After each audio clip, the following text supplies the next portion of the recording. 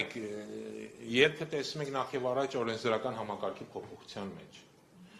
որտեղ այն քրեական օրենսգիրքը, որը հաստատել է այսօրվա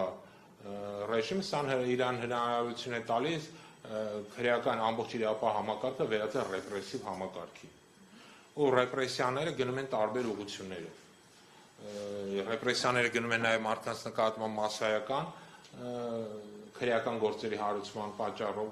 եւ այս իրավիճակը նաև որոշակի վախի մթնոլորտ է ստեղծում։ Այս վախի մթնոլորտով է պայմանավորված, ազդում է ամբողջ քաղաքական իրավիճակի վրա։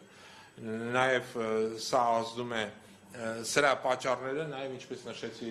իմ զեկույցի սկզբում, պայմանավորված է սոցիալական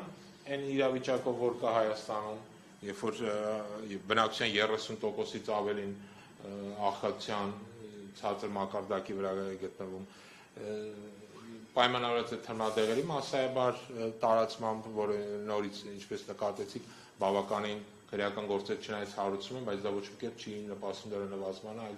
ավելի տարածմանը։ Եվ իհարկե պայմանավորված է նաև բարոյահոգեբանական մթնոլորտը, որ կա Հայաստանում։ Սա պայմանավորված գործող քաղաքական ռեժիմի ատելության քարոզով, որը մասսայաբար զանգված այն մենք տեսնում ենք։ Այսինքն ռեժիմը պիտի փոխվի, որ այդ խնդիրները լուծվեն։ Օրինակ, իմ կարծիքով այո, մինչև ռեժիմը չփոխվի քաղաքական, այս իրավիճակը միայն վատթարանալու է, որովհետև իրանք ոչ թե այնքան զբաղված են Հայաստան քրեածին իրավիճակի նկատմամբ դեմ պայքարով, այլ զբաղված են քաղաքական հետապնդումներով։ Ամբողջ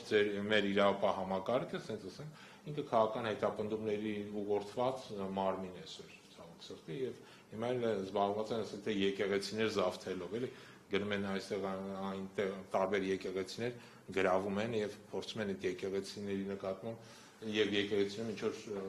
միջոցառում կազմակերպել, որ իրենք կոչում են պատարակներ։